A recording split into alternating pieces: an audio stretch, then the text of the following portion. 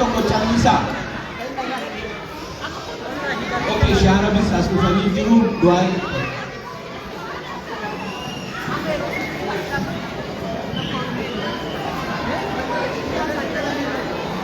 أعوذ بالله من الشيطان الرجيم بسم الله الرحمن الرحيم الحمد لله رب العالمين والصلاة والسلام على رسول الله.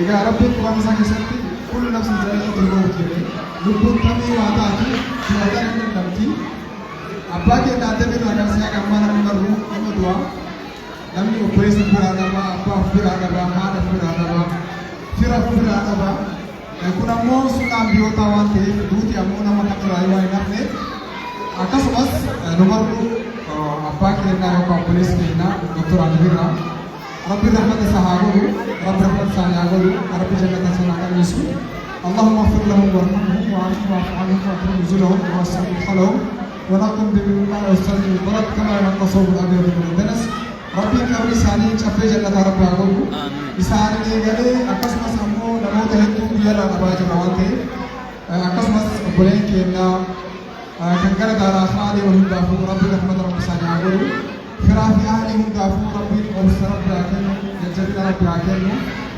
akkasumas hundinuu walumaan dhabne waan ta'eef dalagaa ilma namaa ta'e irratti ilaalama rabbi waan jallata nama seensuu hin beekani rabbi miizaana isaanii dalagaa isaanii isaanii yaadiniin dalagaa irra khayrii godhee fuula rabbi toora isaanii ilkaa'u rabbi haa godhu isin hundinuu galatooma isin jedha jazakumullahu khairan assalamu alaikum wa rahmatullahi wa barakatuh.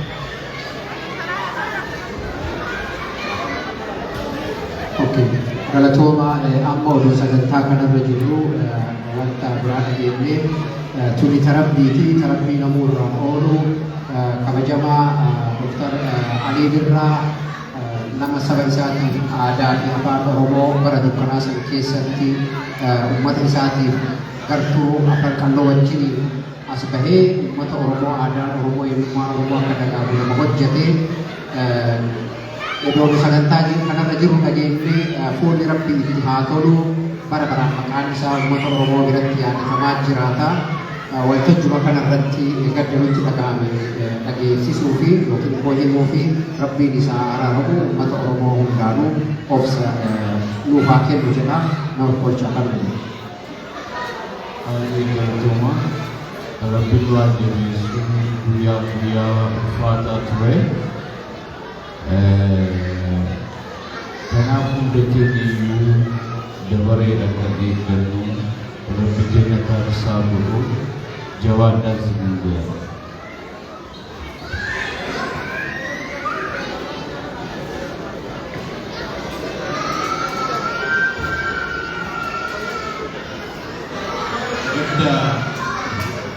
Agama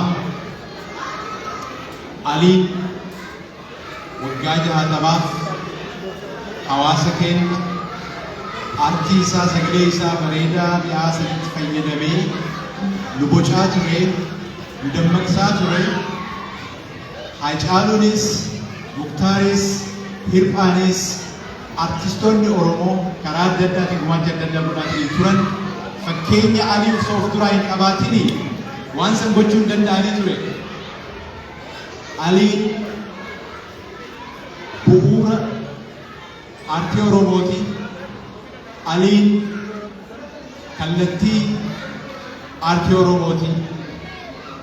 Wayita hawaasni keenya waan adda addaatiin karaa siyaasaatiin qalbiin isaa hamilee isaa cabdee hin jettu aartii isaatti fayyadamee ol nu kaasa.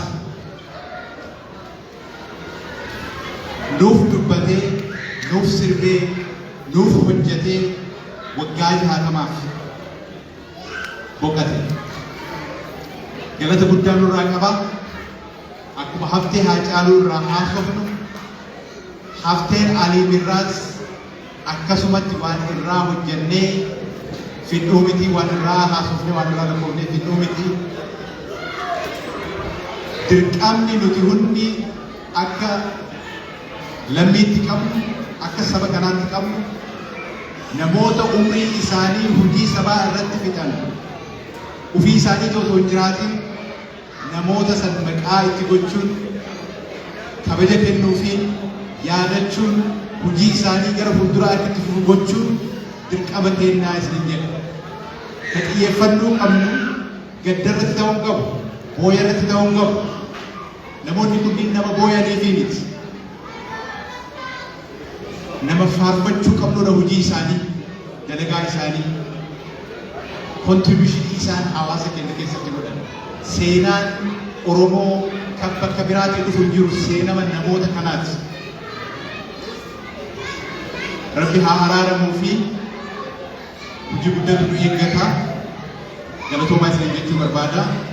Isin hundi iyyuu haga dandeettanii yaadadhaanii hojiin keenya akka irratti fufaa jechuudha. Namoota kana kan kabaju, namoota kana kan ol kaasu, maqaan isaanii namoota dhuunfaa akka darban godhu nuyi qaamni keenya asirratti nu kadhagachuu qabdanii galatoomaa ulfaadhaa isin jechuu barbaada.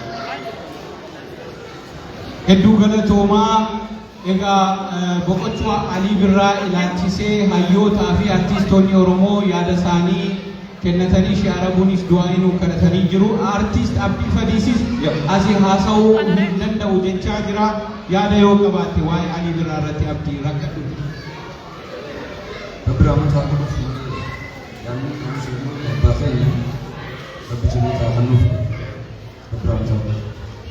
Okay, artiist gamtaa olaanaa illee yaada yoo qabaatte. Yaa egaa gaddarratti gaddatee waa gochuun danda'amu. Doktor kabajaa Alii Birraa waan guddaa Oromoof gumaachee darbeera. Yoom ni yaadanna Rabbi rahmataa godhuufi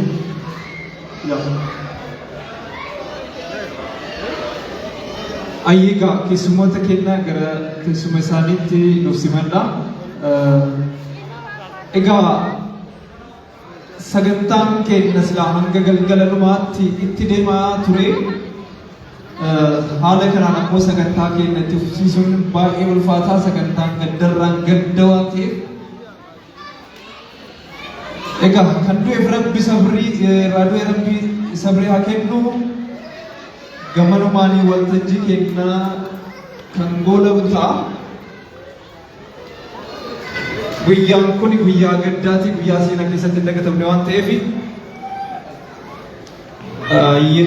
ayyee Dr. Aloon dhuma irratti uummata galateeffachuu barbaada waan jedhaniif dhuma haasawaa isaanii kana dhaggeeffattanii akka deemtan kabajaan isin gaafata. Achi boodas sagantaa suuraa naamusaan sagantaa suuraa isiniif goonaa. Dr. Awwal Aloo dubbatee yeroo ka'u dabareedhaan suuraa ka'uu ni dandeessu hayyoota keenya keessummoota keenya waliin garuu naamusaan amma walitti dabala. Oma xiqqoo jechuun barbaada. Irra deebi'ee ammallee hawaasa Oromoo biyya Jarman keessa jiraatan karaa dheeraa deemtanii dhuftan irra deebi'ee galatoomfachuu barbaada. Ulfaadhaa isin jechuu barbaada. Sagantaa kana keessatti namoonni baay'een qooda fudhatanii jiru. Duraan dursee namni tokko namni asirratti galatoomfachuu barbaadu obboleessa kiyya Abdoo Qaalii Abbaa Jabal gaafa jalqaba ani wanta kana osoo Jarmanitti